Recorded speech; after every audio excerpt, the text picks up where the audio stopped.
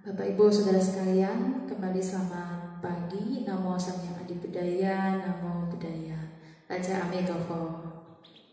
Pada pagi hari ini kami ingin berbagi dengan Anda tentang kesabaran sebagai penawar daripada kemarahan. Jadi pada hari ini, setelah sekian lama kita terus berada di rumah menghadapi masalah berhubungan dengan pandemi ini, kita begitu banyak emosi, begitu banyak hal-hal yang kita lakukan yang sangat menguras sekali yang namanya batin kita, menguras emosi kita. Bahkan hal sekecil apapun yang seharusnya bisa selesai ternyata akhirnya menjadi besar karena yang namanya emosi dan juga kemarahan. Oleh karena itu, pada hari ini kita selalu ingin berusaha untuk bahagia.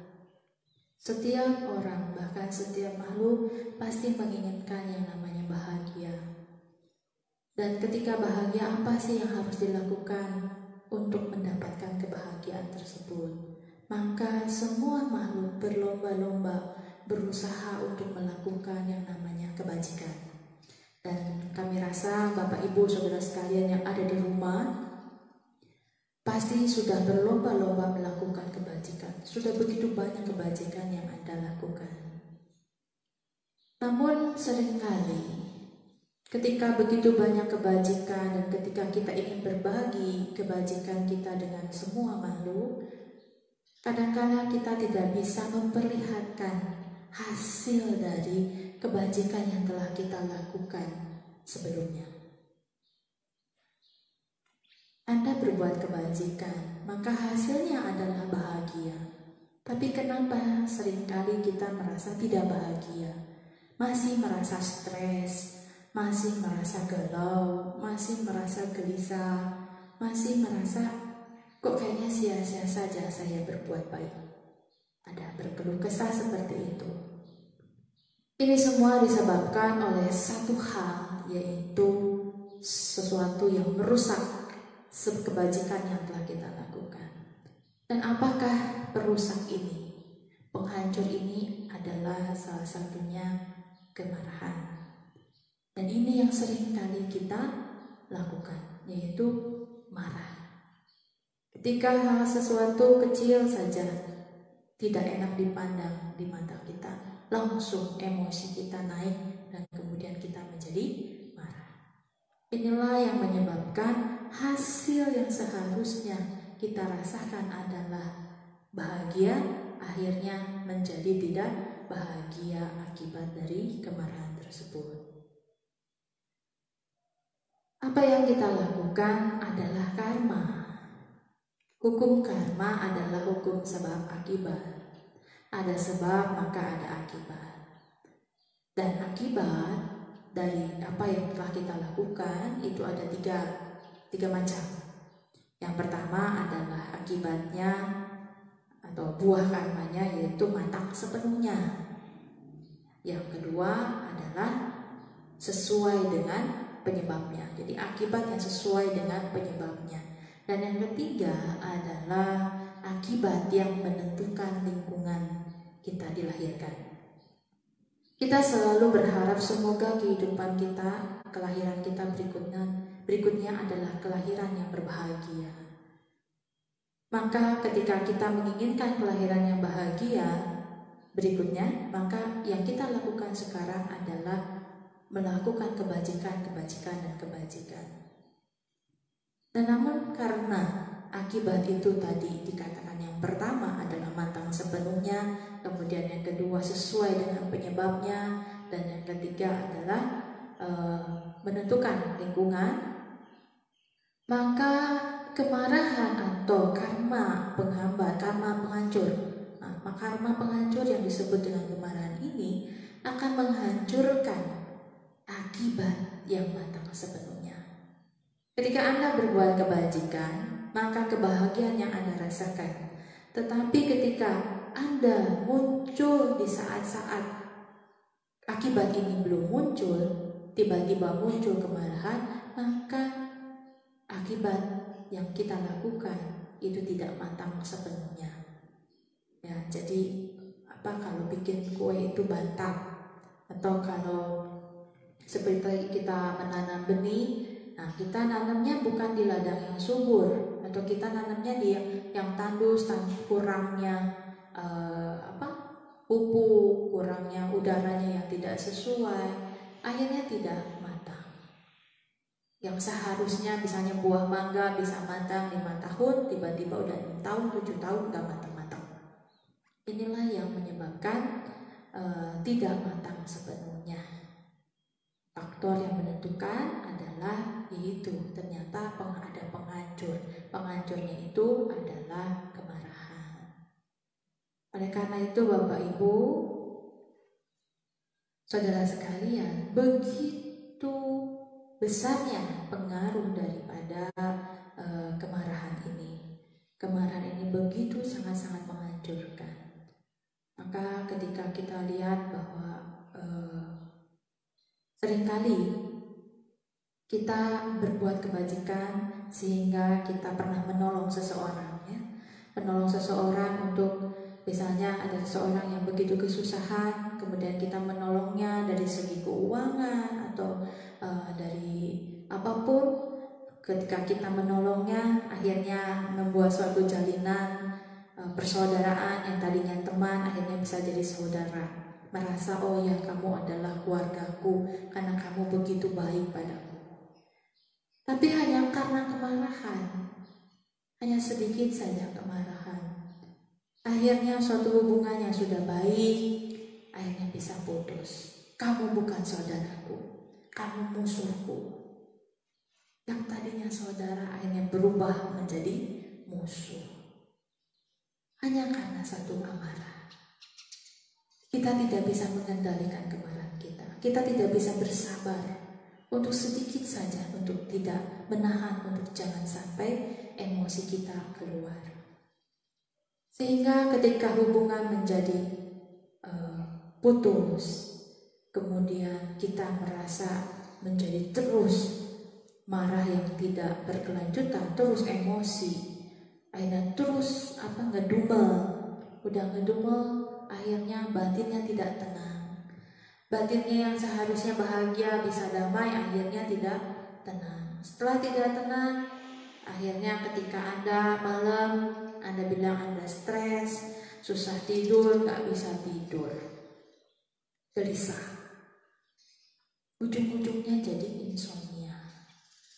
Jadi suatu penyakit, gak bisa tidur karena stres. Padahal kalau kita tarik, ternyata sumbernya adalah hanya kemarahan ini.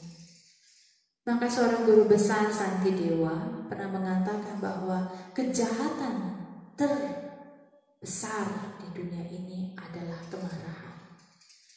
Dan praktek tapak yang paling unggul adalah kesabaran. Oleh karena itu Bapak Ibu Saudara sekalian, mulailah kita bagaimana belajar untuk mengembangkan satu kualitas bajik di dalam batin kita, yaitu kesabaran. Setiap kali kita ingin marah, muncul suatu emosi, maka selidiki dahulu, sabar dahulu, tarik nafas dahulu. Apakah pantas, layakkah untuk saya mengeluarkan suatu bentuk emosi, ekspresi wajah yang tidak baik?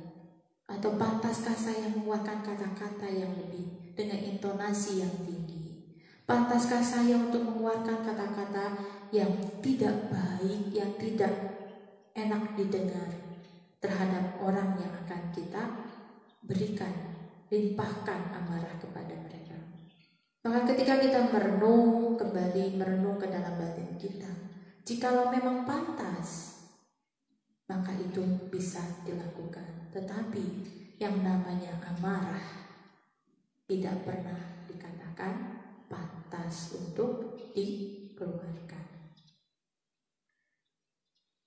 Bapak Ibu Saudara sekalian, Dharma selalu dikatakan dhamma indah di awal, Dharma itu indah di pertengahan dan Dharma itu indah di akhir.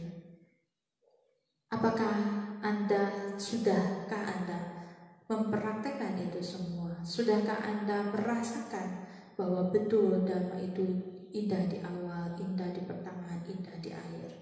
Seringkali kita hanya merasakan indah di awal, indah di pertengahan, tetapi ketika akhirnya kita seringkali mengumpat, menyatakan bahwa Dharma itu tidak indah di akhir. Tetapi kalau kita betul-betul menjadi murid Buddha yang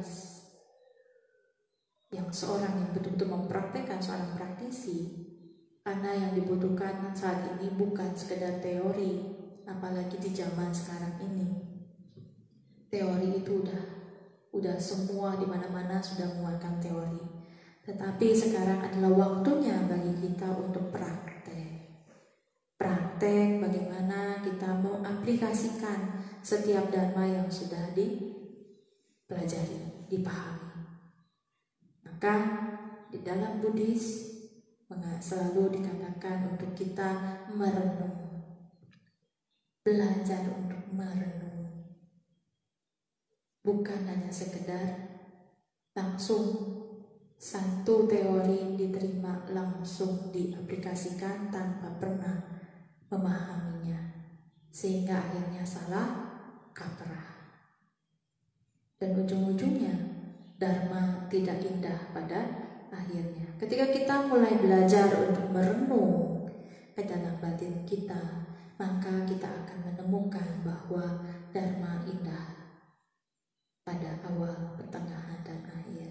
Maka Bapak Ibu, mari kita bersama-sama mempraktekkan, merenungkan Dhamma yang pada hari ini, yaitu belajar untuk bersabar, karena kesabaran adalah penawar daripada kemarahan. Setiap kali Anda ingin marah, setiap kali Anda emosi, maka tawarkan kemarahan Anda terus sampai betul-betul tawar dengan yang namanya kesabaran. Karena kesabaran tidak ada akhirnya.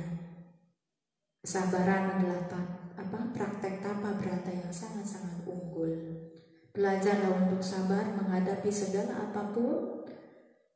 Maka seorang guru besar juga pernah mengatakan bahwa ketika seseorang hanya memiliki emosi kemarahan, hanya berkumpul dengan kemarahan, hanya dominan kemarahannya, maka ketika seseorang, misalnya seorang wanita, walaupun menggunakan kosmetik yang begitu mahal, berusaha untuk mempercantik diri, tetapi wajah daripada orang yang penuh dengan kemarahan adalah selalu jelek.